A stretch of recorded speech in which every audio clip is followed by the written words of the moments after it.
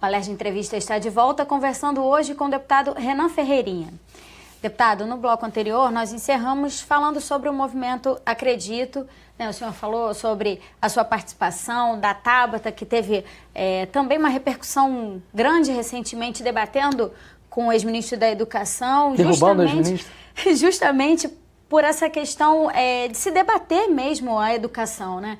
Como é que o movimento Acredito agora, né, que vocês quatro já estão, né, com os mandatos, como é que vai se desenvolver esse projeto nessas áreas que o senhor falou?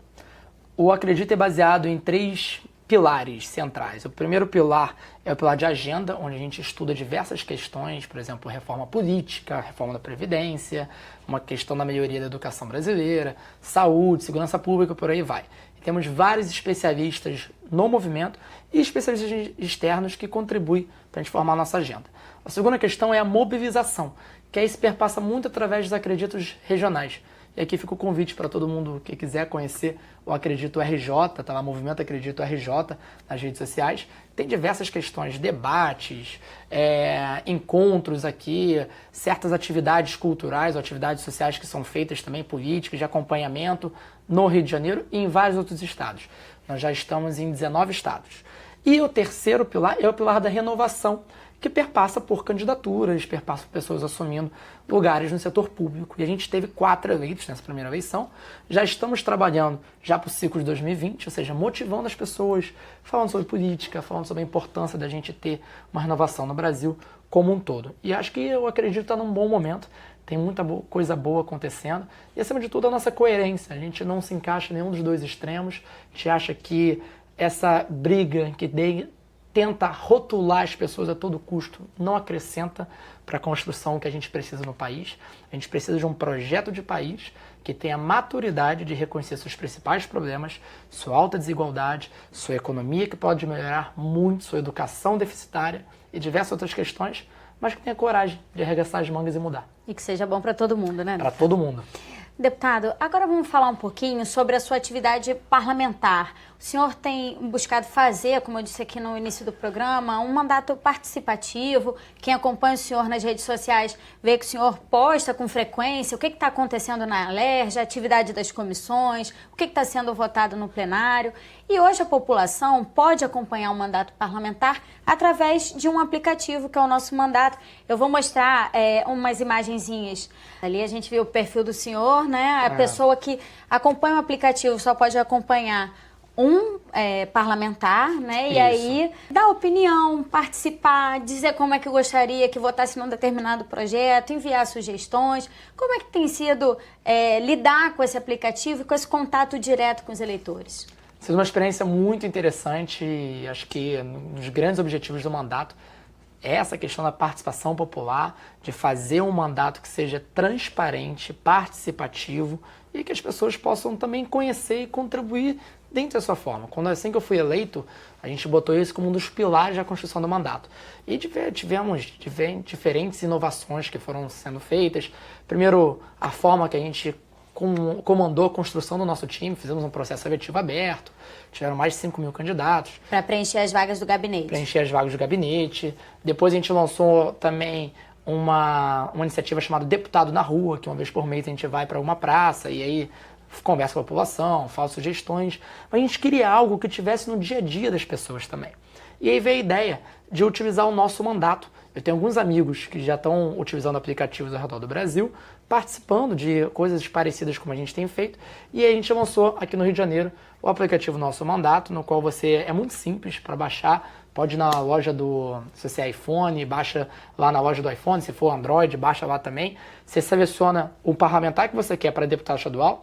No caso, pode ser meu eleitor, pode não ser meu eleitor, tá super tranquilo, é importante a participação de todos. E tem 5 funcionalidades muito interessantes. A primeira, Nath, é poder marcar reunião comigo ou com algum especialista do time, seja na área de educação, que é um pilar central do mandato, juventude, finanças, as áreas principais que a gente fala, mobilidade urbana. Você pode marcar uma reunião lá, tem lá os espaços. Porque tem gente que acha que não tem esse contato pessoal não, a gente quer com o isso. deputado, né? Que não tem como alcançar essa conversa, né, mais próxima. Se essa aqui é a casa do povo, a gente tem que deixar a porta aberta, né? E a segunda funcionalidade é votar em projetos de lei que estão tramitando na Alerj na mesma semana, às vezes no mesmo dia. Então, se você tiver lá no aplicativo, você vai receber uma notificação no seu celular, no caso, que vai, seu parlamentar vai votar hoje. Já votou nos projetos de que ele vai ter que votar? E lá você vai fazer a sua votação e dar a sua opinião. Até então, a gente lançou o aplicativo, tem uma semana, a gente teve 18 projetos de lei que já foram disponibilizados, que são os mais importantes em discussão. Desses projetos de lei lá tem as votações, as pessoas votam, eu boto uma indicação de voto, elas podem votar sim ou não, baseado naquilo ali. E algo que é muito interessante, Nath, que teve um projeto de lei que a explicação das pessoas fez com que eu visse o projeto numa nova perspectiva e mudasse a minha intenção de voto. Que foi algo super interessante. Eu estava fundamentando baseado em uma análise, mas as pessoas trouxeram uma análise diferente e aí, fundamentado nessa explicação, por isso que é importante não só votar, mas colocar sua opinião, eu acabei mudando a minha intenção de voto naquele projeto. Porque muitas vezes o parlamento discute determinado tema que não se sabe exatamente qual é o impacto daquilo na realidade das pessoas. Né? Exatamente. Acho que esse projeto é super interessante, até citá-lo, que era uma questão de cápsulas de café, que o projeto quer colocar que todos os estabelecimentos que vendem cápsula de café possam ter um local para receber essas cápsulas depois. Aí eu falei, nossa, maravilhoso. Sustentabilidade é um pilar do nosso mandato, da nossa construção, do acredito, muito legal. Mas algumas pessoas vieram falando assim, mas Ferreirinha, pô, imagina um microempreendedor que vende essa cápsula de café, mas não tem uma estrutura para colocar ali. Será que é necessário todos os estabelecimentos?